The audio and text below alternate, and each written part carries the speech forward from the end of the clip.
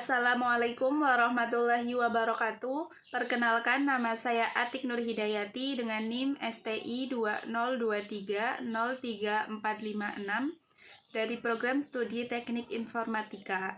Pada kesempatan kali ini saya akan mempresentasikan hasil review paper yang berjudul Optimalisasi Strategi Pemenuhan Persediaan Stok Barang Menggunakan Algoritma Frequent Pattern Growth. Kalau kita perhatikan, pengelolaan stok barang itu menjadi salah satu hal yang sangat penting dalam sebuah usaha. Namun, kenyataannya masih banyak pelaku usaha yang menentukan jumlah stok hanya dengan perkiraan saja. Padahal mereka memiliki data transaksi penjualan yang sebenarnya bisa dimanfaatkan untuk melihat kebiasaan atau pola pembelian pelanggan. Nah, dari kondisi tersebut muncul pertanyaan, bagaimana cara memanfaatkan data transaksi itu agar bisa membantu menentukan stok barang yang lebih tepat.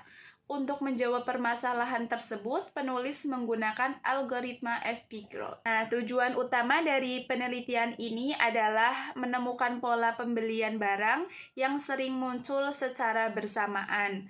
Dengan mengetahui pola tersebut, pemilik usaha dapat mengambil keputusan yang lebih baik dalam mengelola persediaan barang. Agar penelitian lebih terarah, penulis membatasi penelitian hanya pada data transaksi penjualan menggunakan metode association rule dengan algoritma FP-Growth dan fokus pada hubungan antar item yang sering dibeli secara bersamaan. Pada penelitian ini menggunakan metode data mining untuk menggali informasi yang tersembunyi di dalam data transaksi. Kemudian teknik yang digunakan adalah association rule, yaitu teknik yang digunakan untuk menemukan hubungan antar produk. Sedangkan algoritma yang dipilih adalah FP-Growth karena dikenal lebih efisien dalam menemukan pola dibandingkan beberapa algoritma lainnya. Selain itu, penelitian ini menggunakan 3 parameter penting yaitu support, confidence, dan leave ratio untuk mengukur kekuatan hubungan antar produk. Nah, pada slide ini terlihat bagaimana alur penelitian dilakukan. Pertama, data transaksi dikumpulkan dan dianalisis. Setelah itu, dilakukan perhitungan nilai support, confidence, dan leave ratio. Dari proses tersebut, akan dihasilkan aturan asosiasi yang menunjukkan produk-produk apa saja yang sering dibeli secara bersamaan oleh pelanggan.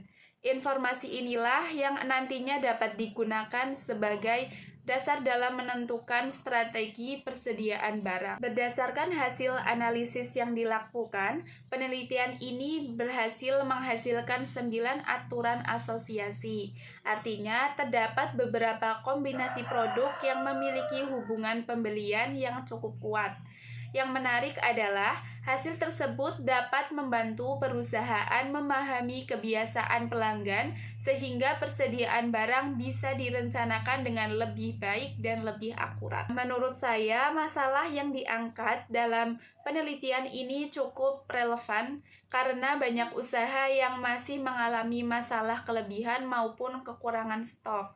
Dari sisi metodologi, penggunaan FP-Growth juga sudah tepat karena algoritma ini lebih efisien dalam mencari pola hubungan antar produk dibandingkan metode a priori.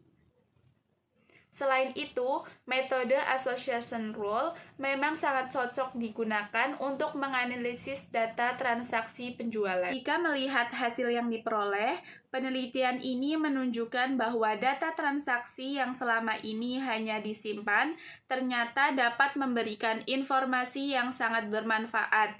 Kontribusi utama penelitian ini adalah membantu proses pengembalian keputusan dalam manajemen persediaan barang dengan memanfaatkan teknik data mining.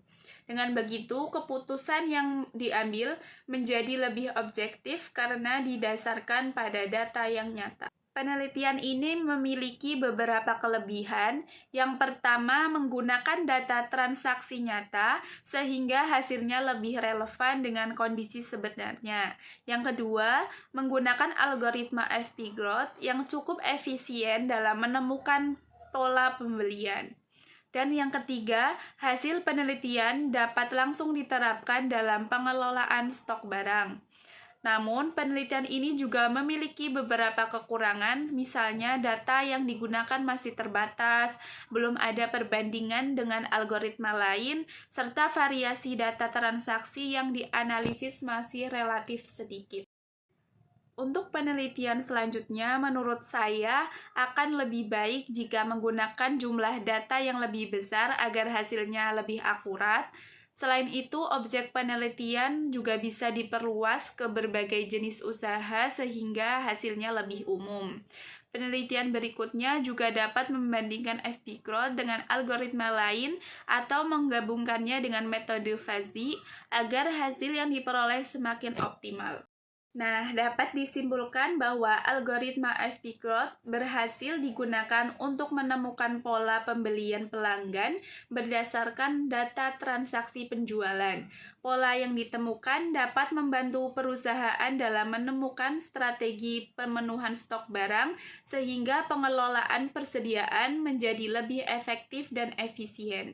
Sekian presentasi dari saya. Apabila ada kesalahan kata, saya mohon maaf. Terima kasih. Wassalamualaikum warahmatullahi wabarakatuh.